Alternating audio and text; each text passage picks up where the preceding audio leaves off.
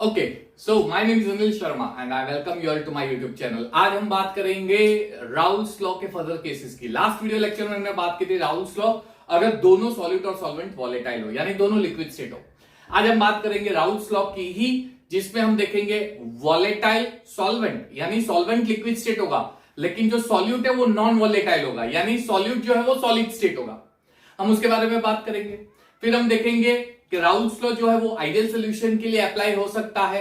तो ideal solution किसे कहते हैं, नॉन आइडियल सोल्यूशन किसे कहते हैं, उसकी बात करेंगे। मैंने बताया था कि राउल्स लॉ में एक और केस है गैस और लिक्विड का, वो स्पेशल केस है हेनरीज लॉ का, लेकिन उसके बारे में मैं बाद में बात करूंगा। पहले ये सारे टॉपिक कवर कर लेते हैं।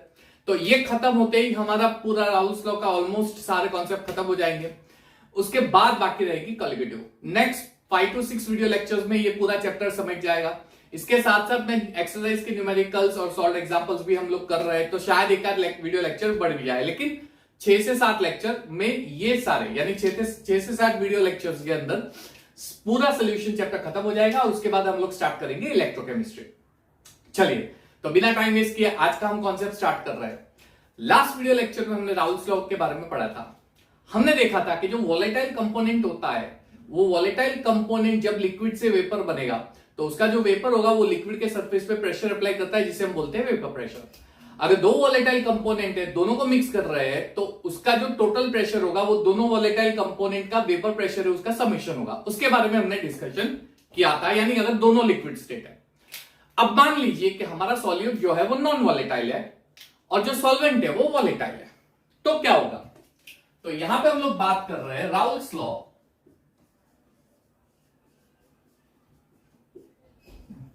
for a non-volatile solute and a volatile solvent. Solute non-volatile है, solvent volatile है। ठीक है, इसके बारे में हम लोग डिस्कशन करने वाले हैं।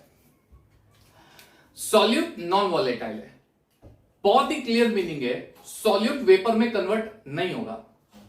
सॉल्वेंट वॉलेटाइल है, यानी सॉल्वेंट वेपर में कन्वर्ट होगा।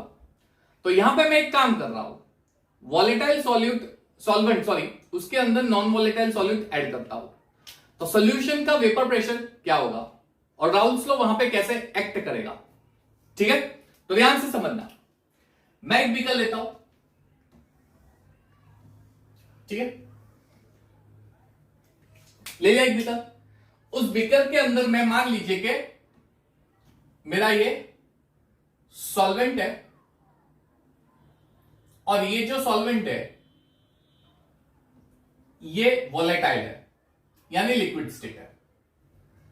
अब लिक्विड स्टेट है इसलिए बहुत क्लियर चीज है, वो वेपर में कन्वर्ट होगा, उसके सरफेस पे प्रेशर अप्लाई होगा, जो होगा vapour pressure of that liquid.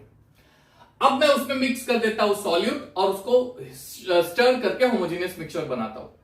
Homogeneous mixture बनाने के बाद मैं क्या देखूंगा, तो लिक्विड के सरफेस पे कुछ सॉल्यूट पार्टिकल भी गैदर हो जाएंगे, कुछ सॉल्यूट पार्टिकल भी गैदर हो जाएंगे।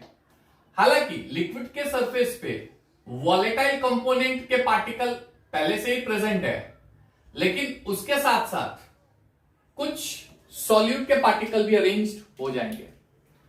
जब प्योर था तब प्योर के अंदर सरफेस पे सिर्फ और सिर्फ सॉल्वेंट पार्टिकल थे।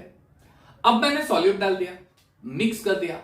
सॉल्यूट डाल के मिक्स करने के बाद देखूंगा तो सरफेस पे सॉल्यूट भी होगा, सॉल्वेंट भी होगा, दोनों चीजें होगी।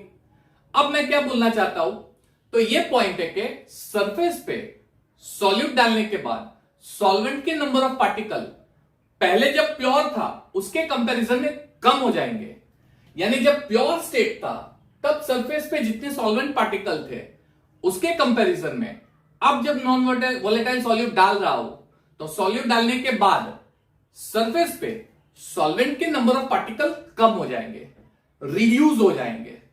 इसकी वजह से सॉल्वेंट के नंबर ऑफ पार्टिकल रिड्यूस हो रहे हैं, इसकी वजह से जो सॉल्वेंट पार्टिकल वेपर में कन्वर्ट होंगे वो वेपर्स में हम लोग डिक्रीमेंट देखेंगे।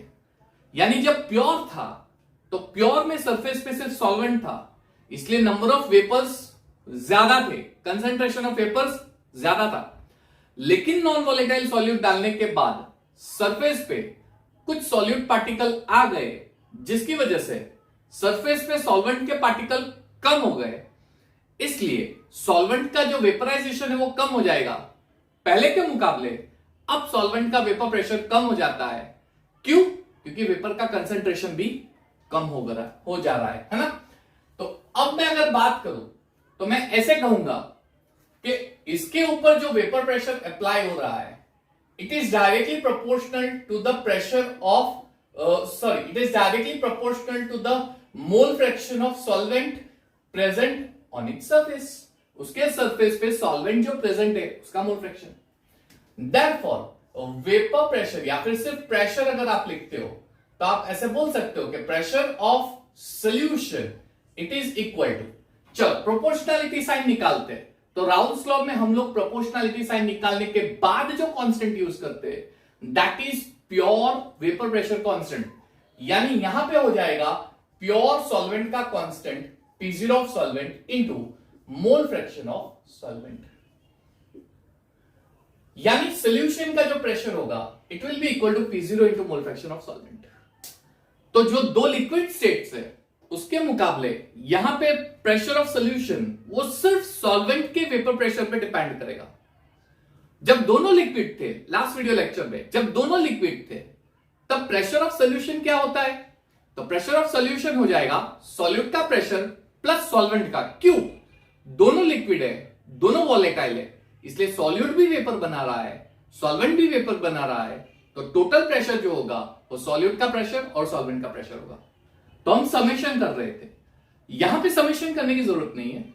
यहां पे सॉल्यूशन का जो प्रेशर होगा it is equal to the pure vapour pressure of solvent into mole fraction of solvent, ये हो जाएगा। बात समझ में आ रही है? जो बता रहा हूं बहुत ही क्लियर है ना। तो ये राउल्स लॉ हो गया। एक और चीज याद रखना, जो सॉल्यूशन का प्रेशर है, सॉल्यूशन का प्रेशर है, pressure of solution, it is always less than the pure solvent vapour pressure. Pure solvent का जो वेपर प्रेशर होता है उससे ऑलवेज कम होगा, क्योंकि वेपर कम हो रहा है, वेपर का कंसंट्रेशन लेस हो रहा है। तो ये ऑलवेज याद रखना, ठीक है। तो ये हो गया Raoult's law for a non volatile solute and a volatile solvent. Again solute non volatile है, इसलिए जो वेपर बनेगा वो सिर्फ और सिर्फ किसका बनेगा? सॉल्वेंट का, सॉल्यूट का नहीं बनेगा। तो सॉल्यूशन पे जो वेपर प्रेशर लगेगा वो सिर्फ और सिर्फ किसका लगेगा? सॉल्वेंट का लगेगा। ये याद रखना, क्लियर है? तो ये चीज याद रखना। अच्छा, यहां पे ये केस खत्म हो रहा है, इसका ज्यादा यूज हम लोग कॉलिगेटिव प्रॉपर्टी में देखेंगे, लेकिन एक चीज बच्चों याद रखना, ये जो राउल्स लॉ है it is applicable only for few solutions. तो किसके ऊपर अप्लाई कर सकते हैं? तो एप्लीकेशंस जो है ये याद रखना। अब ये वाला जो पार्ट है, एप्लीकेशंस वाला पार्ट, ये पार्ट हमारे एनसीईआरटी में इनडायरेक्टली दिया है, मेंशन नहीं किया है, इसलिए ये आप नीट और JEE point of view study कर सकते हो। तो नीट और JEE point of view study कर सकते हो। एप्लीकेशन क्या है? Number one, it is applicable for dilute solutions. Dilute solution पे राउल्ट लॉ अप्लाई कर सकते हैं। हम एप्लीकेशन बात कर रहे हैं राउल्ट लॉ की, चाहे वो वॉलेटाइल वॉलेटाइल हो, नॉन वॉलेटाइल वॉलेटाइल हो, कोई भी हो, ये डाइल्यूट सॉल्यूशन पे अप्लाई कर सकते हैं। यानी मैं जो सॉल्यूशन बनाऊंगा वो डाइल्यूट, इसका मतलब सॉल्वेंट का प्रोपोर्शन ज्यादा होगा, सॉल्यूट का प्रोपोर्शन कम होगा, उस सॉल्यूशन पे राउल्स लॉ अप्लाई हो सकता है। दूसरा, it is applicable for ideal solution. Ideal solution के लिए एप्लीकेबल है। अभी आइडियल सॉल्यूशन क्या है ये हमारा नेक्स्ट पॉइंट है, उसके अंदर डिटेल देखेंगे, लेकिन ये याद रखना it is applicable for ideal solution. और तीसरा point, it is applicable only for those solutes, it is applicable only for those solute, it is applicable only for those solutes which neither dissociates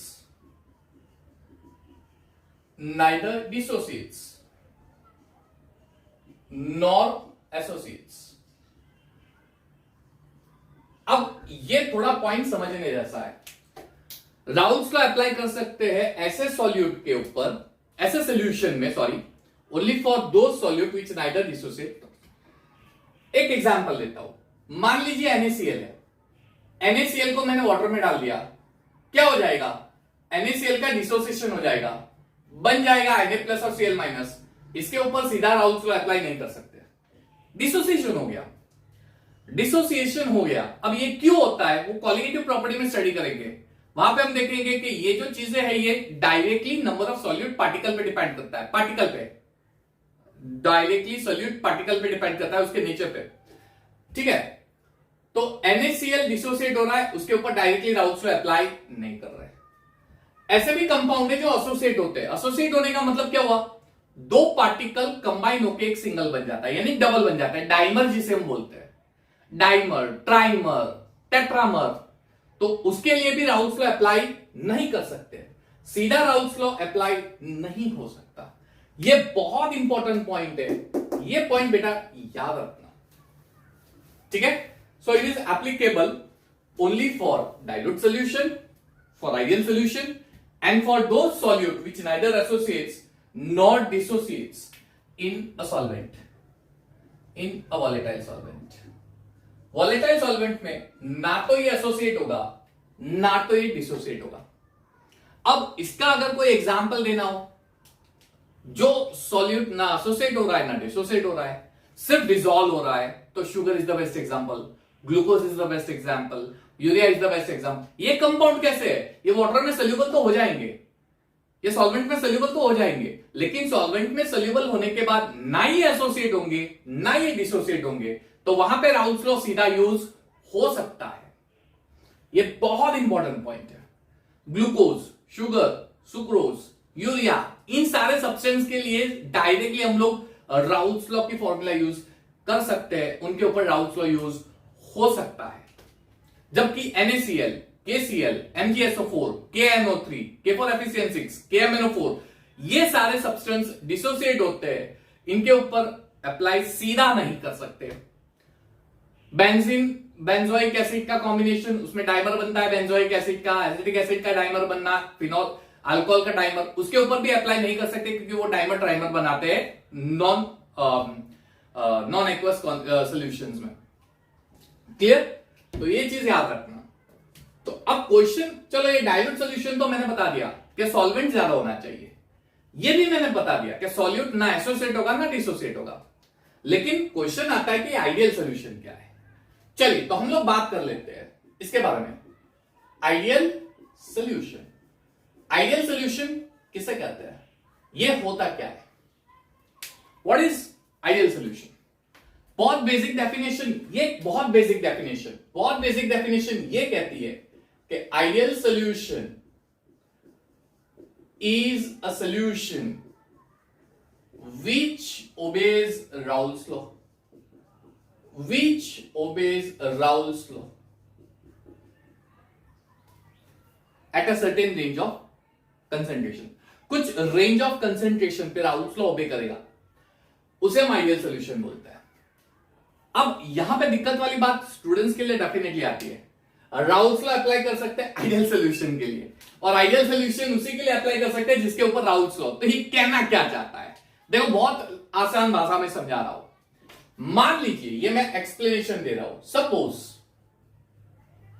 suppose हमारा जो solute है वो A है और जो solvent है वो B है। तो ध्यान से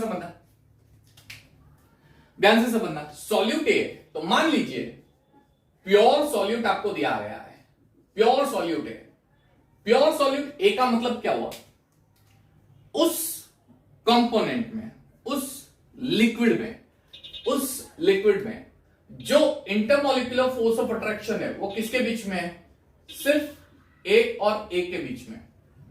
यानी यहां पे एक मैग्नीट्यूड होगा, फोर्स ऑफ अट्रैक्शन का मैग्नीट्यूड होगा, वो ए के बीच में जो भी होगा वो। क्लियर? ए को अट्रैक्ट कर रहा है, ए को अट्रैक्ट कर रहा है, ठीक है। मान लीजिए मैं ले रहा हूं प्योर सॉल्वेंट बी,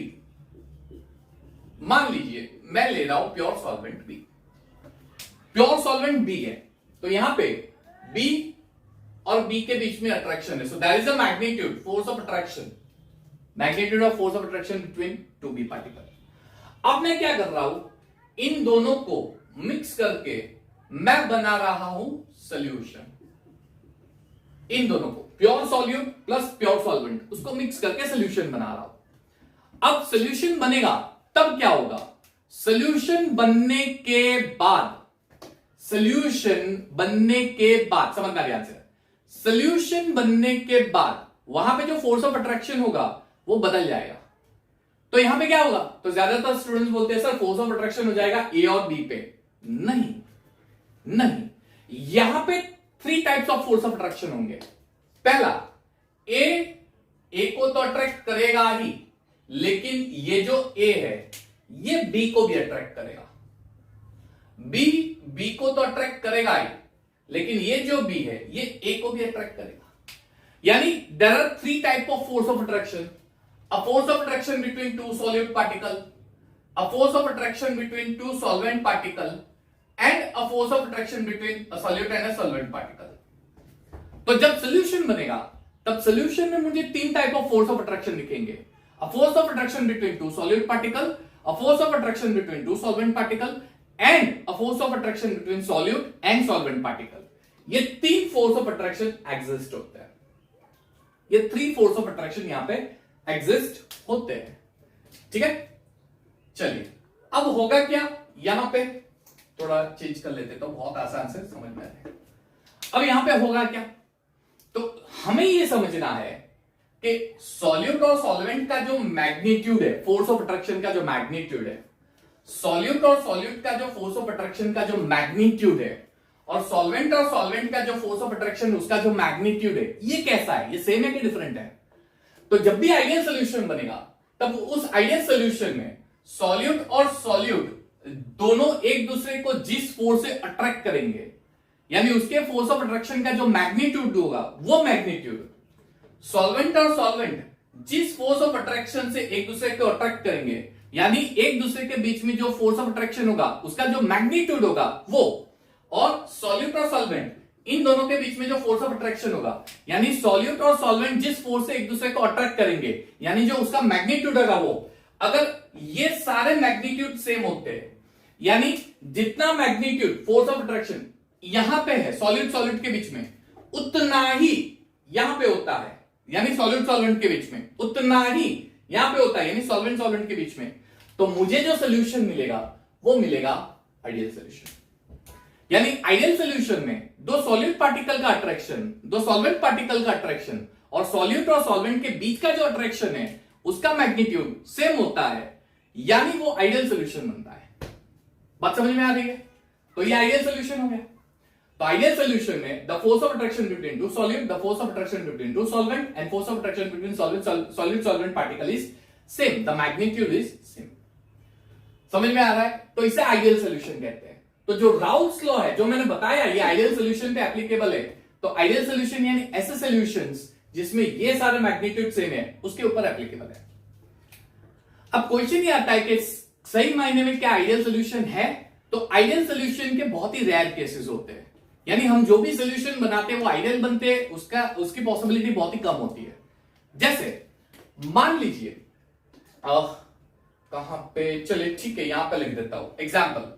मान लीजिए मैंने बेंजीन और टॉल्यून मिक्स कर दिया, तो क्या ये आइडियल सॉल्यूशन बनाएगा, तो यस बिल्कुल ये आइडियल सॉल्यूशन बना सकता है, ये बना सकता है। मान लीजिए मैंने मिथाइल अल्कोहल और इथाइल अल्कोहल को मिक्स कर दिया, क्या ये आइडियल सॉल्यूशन बनाएगा, यस ये आइडियल सॉल्यूशन बनाता है। मान लीजिए मैंने मिथाइल क्लोराइड और मिथाइल ब्रोमाइड को मिक्स कर दिया, क्या ये आइडियल सॉल्यूशन बनाएगा, जी हां ये आइडियल सॉल्यूशन बनाता है। मान लीजिए मैंने एन हेक्सेन, यहां से कंटिन्यू कर लेता हूं, मान लीजिए मैंने एन हेक्सेन और एन हेप्टेन, हेक्सेन और हेप्टेन इन दोनों को मिक्स कर दिया, क्या ये आइडियल सॉल्यूशन बनाएंगे, जी हां बिल्कुल ये भी आइडियल सॉल्यूशन बनाते हैं। मिथाइल इथर, तो ये सारे आइडियल सॉल्यूशंस है, लेकिन ये बहुत रेयर केस होते हैं। अब याद कैसे, हमें कैसे, ये तो चलो मैंने 4 एग्जाम्पल दे दिए, ये 4 एग्जाम्पल्स मैंने दे दिए, हमें कैसे पता चलेगा कि ये आइडियल सॉल्यूशन का एग्जांपल है या आइडियल सॉल्यूशन का एग्जांपल नहीं है, तो एक बहुत ही शॉर्ट ट्रिक मैं समझाने के लिए दे रहा हूं। बेंजीन नॉन पोलर है, टॉल्यून नॉन पोलर है। बेंजीन और बेंजीन के बीच में जो होगा वो लंडन फोर्स होगा। टॉल्यून और टॉल्यून के बीच में जो होगा वो लंडन फोर्स होगा। इन दोनों पे जो फोर्स ऑफ अट्रैक्शन का मैग्नीट्यूड है ऑलमोस्ट सेम होता है। यानी ऐसे सॉल्यूट और सॉल्वेंट पार्टिकल जिसमें लंडन फोर्स होता है, दोनों लंडन फोर्स, ये दोनों के बीच में डाइपोल डाइपोल होता है ना। इन दोनों के बीच में अगर आप देखने जाओ तो इसका नेचर मुझे सेम दिख रहा है। ये लंडन फोर्स नेचर सेम दिख रहा है। दो सॉल्यूट जिसमें नेचर सेम दिखता हो तो वो ज्यादातर आइडियल सॉल्यूशन ही बनाता है। अब मान लीजिए मैंने दोनों पोलर लिए, दो नॉन पोलर, ऐसे भी एग्जांपल्स आएंगे तो वहां पे क्या बनेगा, किस तरह से बनेगा वो भी हम देखेंगे। लेकिन ये हो गया फिलहाल आइडियल सॉल्यूशन का कॉन्सेप्ट। आइडियल सॉल्यूशन जब भी बनेगा तब आइडियल सॉल्यूशन के लिए, ये बहुत इंपॉर्टेंट पॉइंट है, आइडियल सॉल्यूशन के लिए, फॉर आइडियल सॉल्यूशन इसके कुछ एप्लीकेशंस, आइडियल सॉल्यूशन के लिए enthalpy of mixture is always zero. यानी चेंज इन एंथैल्पी जीरो, यानी वो सॉल्यूशन ना तो हीट एब्जॉर्ब करेगा ना ही हीट रिलीज करेगा। डेल्टा एच ऑफ मिक्सचर ये ऑलवेज जीरो होता है आइडियल सॉल्यूशन के लिए। और आइडियल सॉल्यूशन के लिए change in volume of mixture ये भी जीरो होता है। यानी मान लीजिए मैंने 50 ml सॉल्यूट लिया, 50 ml सॉल्वेंट लिया, मिक्स किया, टोटल मिलेगा 100 ml, तो मुझे प्रैक्टिकली भी 100 ml मिलता है, थियोरेटिकल भी आंसर 100 ml ही मिलता है। हाँ, अब ये मैं क्लियर क्यों कर रहा हूं तो वो मैं नॉन आइडियल सॉल्यूशन में आपको बताऊंगा क्यों मैं ये चीज क्लियर कर रहा हूं। अब आप बोलोगे सर 50-50 तो 100 ही होता है ना, तो थियोरेटिकल तो 100 होता है, लेकिन कुछ सोल्यूशन ऐसे होंगे जो माइक्रो लेवल पे वॉल्यूम या तो बढ़ाएगा 100 से या कम करेगा, ऐसे भी केस आते हैं। लेकिन आइडियल सॉल्यूशन में प्रैक्टिकली और थियोरेटिकली टोटल वॉल्यूम का मतलब क्या हुआ, सॉल्यूट को मैंने सॉल्वेंट में मिक्स कर दिया, अब जो मुझे टोटल मिला वो जो टोटल वॉल्यूम होता है वो कभी भी चेंज नहीं होता, वो सेम रहेगा। ये कुछ कंडीशंस है आइडियल सॉल्यूशंस की जो आपको याद रखनी है, ठीक है। तो आई होप आइडियल सॉल्यूशंस समझ में आ चुका होगा। इसके पैरेलल होता है नॉन आइडियल सॉल्यूशन, लेकिन नॉन आइडियल सॉल्यूशन समझाने से पहले पॉज कर सकते हो वीडियो लेक्चर, पॉज करने के बाद ये पूरी नोट बना दो, फिर हम नॉन आइडियल सॉल्यूशन की बात करते हैं। ओके चलिए, अच्छा तो ये ग्राफ आपको याद होगा, है ना, राउल्स लॉ फॉर लिक्विड। ये जो ग्राफ हमने बनाया था ये आइडियल सॉल्यूशन का है। थोड़ा ग्राफ रिवाइज कर लेते हैं। ये है vapour pressure of pure solute, ये है vapour pressure of pure solvent. यहां पे प्योर सॉल्यूट है, इसका मतलब सॉल्वेंट है ही नहीं, तो सॉल्वेंट का मोल फ्रैक्शन 0। जैसे जैसे सॉल्वेंट के पार्टिकल्स इंक्रीज होंगे वेपर प्रेशर कम होता जाएगा। सेम वे यहां पे भी ये प्योर सॉल्वेंट है तो उसके पार्टिकल जो मोल फ्रैक्शन का आंसर है 1, और सॉल्यूट पार्टिकल होंगे ही नहीं तो 0। उसमें भी जैसे जैसे सॉल्यूट ऐड करेंगे ये कम होता जाएगा। और उसके अंदर एक और चीज थी कि ये जो लाइन है ये इंडिकेट कर रही है PB is equal to P0 BXB की, और ये जो लाइन है ये इंडिकेट कर रहा है PA is equal to P0 X। अब आप बोलोगे सर ये ड्रॉ क्यों किया, बताता हूं, ये नॉन आइडियल सॉल्यूशन में काम आएगा। तो आइडियल सॉल्यूशन पूरा देख लिया, नॉन आइडियल सॉल्यूशन किसे कहते हैं। तो पहले आइडियल सॉल्यूशन में क्या लिखा था, विच ओबेज राउल्स लॉ, तो ये क्या है नॉन आइडियल सॉल्यूशन, तो solutions which do not obeys Raoult's law, which do not obeys Raoult's law,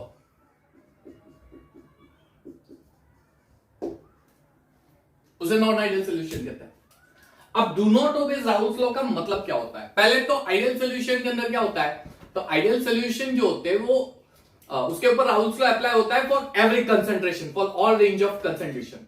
non ideal solution में थोड़ा डिफरेंट है। आइडियल सॉल्यूशन में हमने क्या देखा, जब भी सॉलिड सॉल्वेंट मिक्स करेंगे सोल्यूशन बनेगा तो there are three type of force of attraction, दो सॉलिड के बीच में, दो सॉल्वेंट के बीच में और सॉलिड सॉल्वेंट के बीच में। अगर वो मैग्नीट्यूड सेम है तो आइडियल है। यहां पे क्या होगा, वही केस, एग्जांपल ले लेते हैं। मान लीजिए एग्जांपल में वही हमारा जो सॉल्यूट है वो A है और हमारा जो सॉल्वेंट है वो B है, ठीक है। अब सॉल्यूट A है तो इसका मतलब क्या हुआ, जो फोर्स ऑफ अट्रैक्शन होगा वो किसके बीच में होगा, जाहिर सी बात है A और A के बीच में होगा, ठीक है।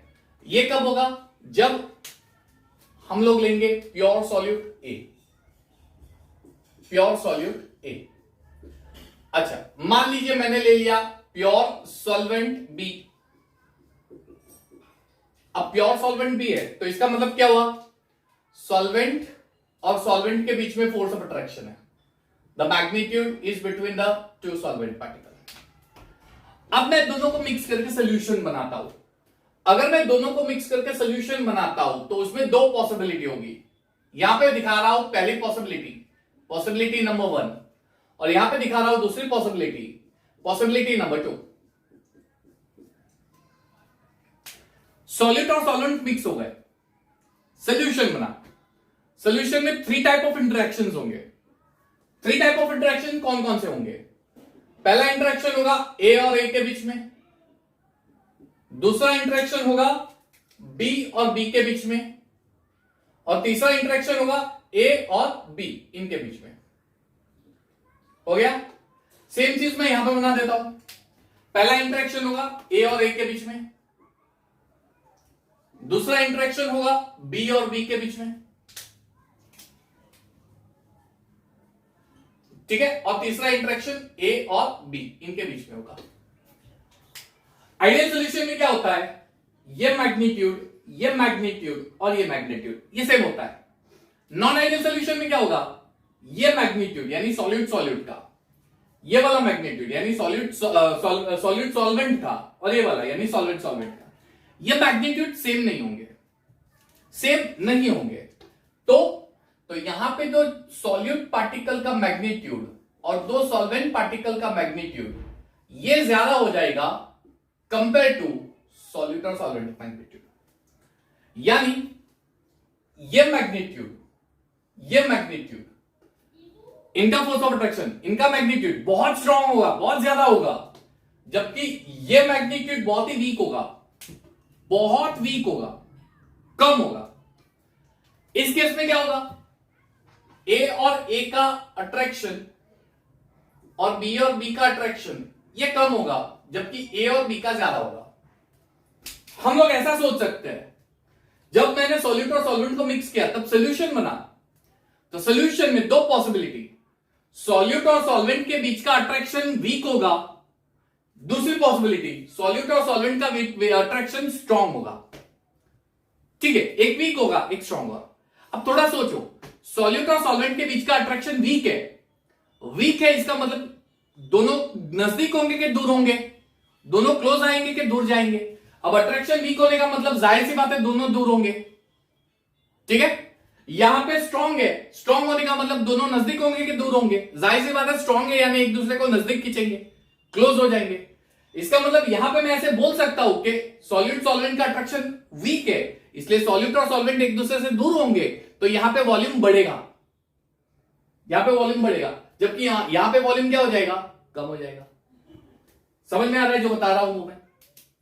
तो ऐसे जो सोल्यूशन होते हैं, ये दोनों ही केस ऐसे जो सोल्यूशन होते हैं, इस सोल्यूशन को हम बोलते हैं नॉन आइडियल सोल्यूशन। दोनों केस को हम लोग नॉन आइडियल सोल्यूशन बोलते हैं। तो अब क्वेश्चन ये आता है कि इसमें सोल्यूशन किस तरह से एक्ट करेगा और इसमें सोल्यूशन किस तरह से एक्ट करेगा। तो हम लोग ये बताएंगे कि जब भी नॉन आइडियल सोल्यूशन मिलेगा तब हमें दो सिचुएशन दिखाई देगी। Situation number 1, solution showing positive deviation, यानी non ideal solution showing positive deviation. और जो दूसरी कंडीशन होगी वो होगी सोल्यूशन शोइंग नेगेटिव डेविएशन, यानी non ideal solution which shows negative deviation, positive deviation, negative deviation. तो जब नॉन आइडियल सोल्यूशन बनेगा तो नॉन आइडियल सोल्यूशन में मुझे दो कैटेगरी दिखाई देगी, non ideal solution with positive deviation and non ideal solution with negative deviation. Showing positive deviation, यहां पे मैंने पॉजिटिव वर्ड डालना भूल गया, showing positive deviation and non ideal solution showing negative deviation. दोनों केस में सोल्यूशन अलग एक्ट करेंगे। इस केस में सॉल्यूट और सॉल्वेंट का अट्रैक्शन बहुत पुअर होगा, इसलिए दोनों एक दूसरे से काफी दूर होंगे। इस केस में सॉल्यूट और सॉल्वेंट का अट्रैक्शन बहुत स्ट्रांग होगा, इसलिए बहुत ही क्लोज होंगे।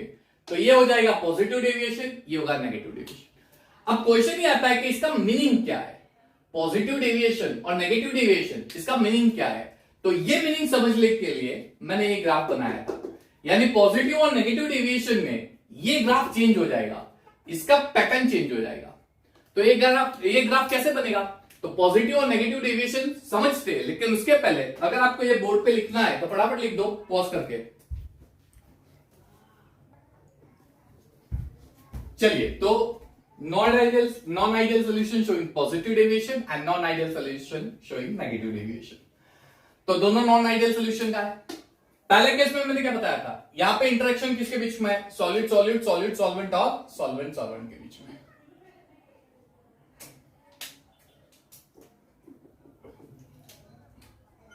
चलिए,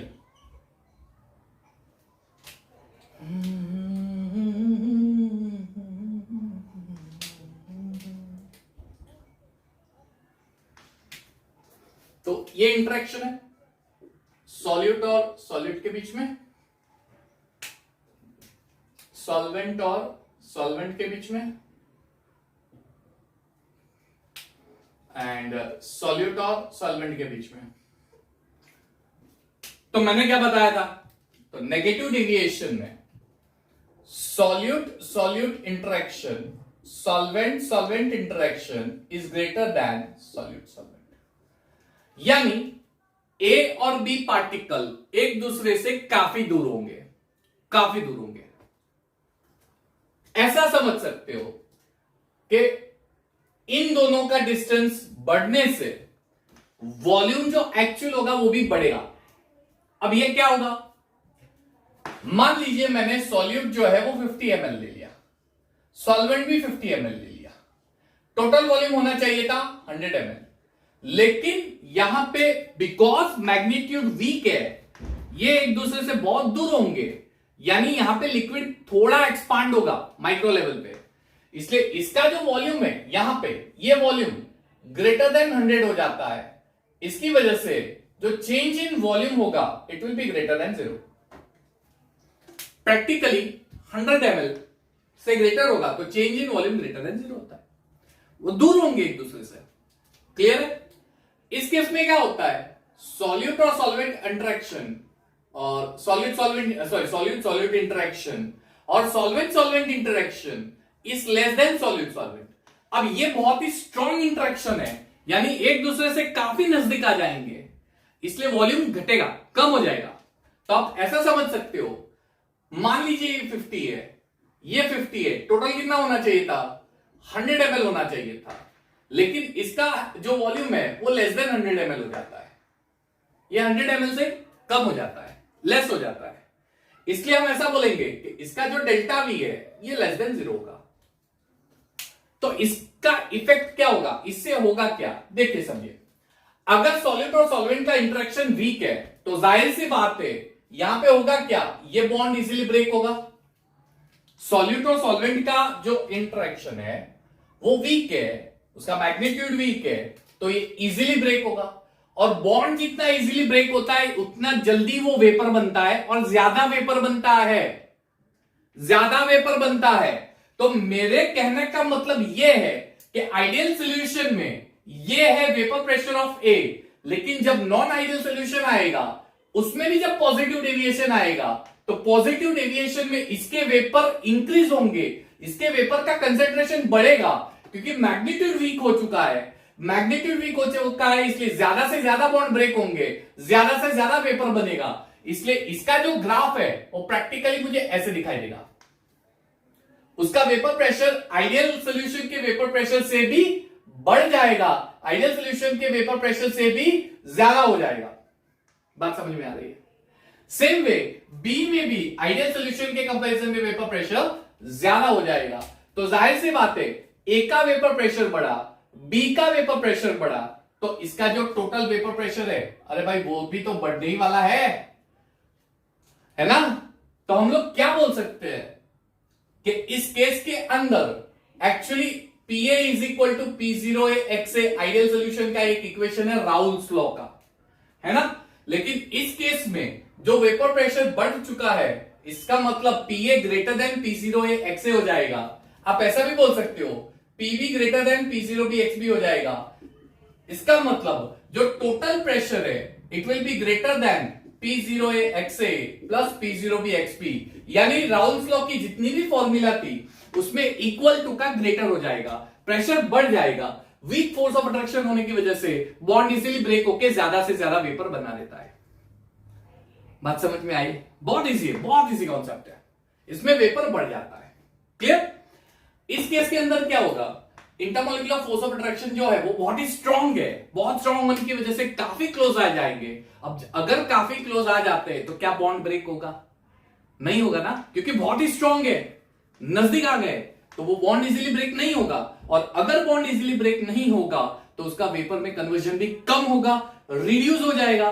इसका मतलब जो एक्चुअल आइडियल सॉल्यूशन का वेपर प्रेशर है उससे भी कम हो जाता है, यानी ये एक्चुअल आइडियल वेपर प्रेशर है उससे कम, यानी ये वाला।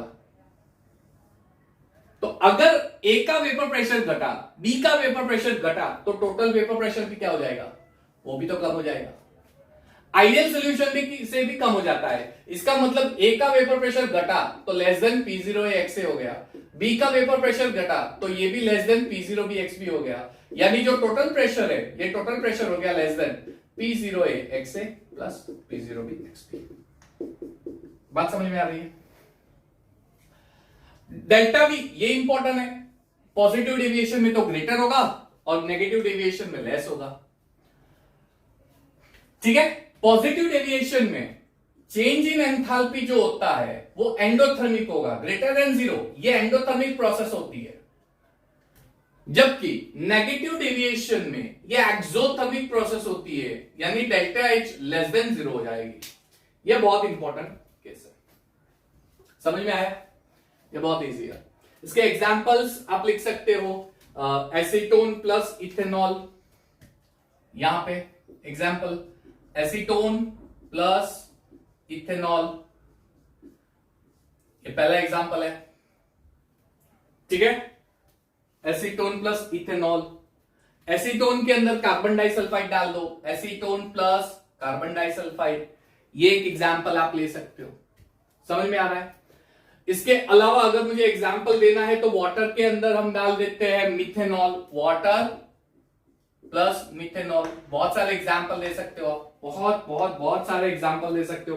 Water plus methanol, water plus ethanol की बात कर सकते हो। वाटर के अंदर इथेनॉल, वाटर के अंदर टोल्यून ले लो, वाटर प्लस टोल्यून। ये सारे सोल्यूशन इनको जब मिक्स करेंगे ना तो ये एक दूसरे से इंटरेक्ट होंगे ही नहीं, एक दूसरे से इंटरेक्ट होते ही नहीं। इसका अगर एग्जांपल लेना है तो आप ले सकते हो एसीटोन को डाल दो एनिलीन में। ठीक है?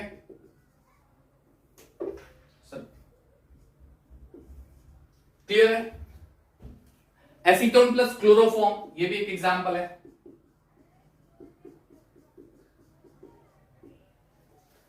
अल्कोहल में एसिड डाल दो, एसिटिक एसिड इथेनॉल या methanol, methanol plus acetic acid, ये ले लो।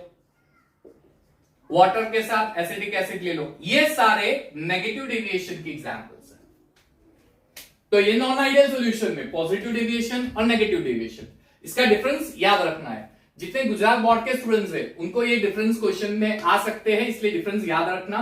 ठीक है? सीबीएसई बोर्ड वाले को भी ये डिफरेंस याद रहने चाहिए, ये भी आ सकता है। तो हमने आज बात की सोल्यूशन नॉन वोलेटाइल वोलेटाइल का plus ideal non ideal solution की बात की। सिर्फ एक छोटा सा 5 मिनट का केस बाकी है, लेकिन वो नेक्स्ट वीडियो लेक्चर में लेते ही कॉलिगेटिव प्रॉपर्टी स्टार्ट कर देंगे। मेरा जो नेक्स्ट वीडियो लेक्चर होगा उसमें कॉलिगेटिव प्रॉपर्टी आएगी। कॉलिगेटिव प्रॉपर्टी के अंदर सबसे पहले हम लोग बात करेंगे वेपर प्रेशर, उसका बहुत अच्छे अच्छे कॉन्सेप्ट है वो हम देखेंगे, फिर हम न्यूमेरिकल पे चले जाएंगे सीधा। क्लियर? या फिर ऐसा करते हैं, नेक्स्ट वीडियो लेक्चर में सारे राउल्स लॉ के न्यूमेरिकल पहले कर देते हैं, फिर कॉलिगेटिव प्रॉपर्टी की बात करके उसके न्यूमेरिकल सॉल्व कर देंगे। तो नेक्स्ट वीडियो लेक्चर में हम लोग छोटा सा टॉपिक है एज़ोट्रोपिक मिक्सचर, उसका कर देंगे और राउल्स लॉ के सारे न्यूमेरिकल्स हम लोग परफॉर्म कर देंगे। टिल देन मेरा वीडियो लेक्चर देखते रहेगा। और हाँ, अगर ये पॉज करके नोट करना है तो आप कर सकते हो, पॉज करके ये पूरी थ्योरी नोट कर सकते हो। क्लियर है? वैसे तो एनसीईआरटी में दिया ही है। Okay, so till then take care of yourself and have a nice time.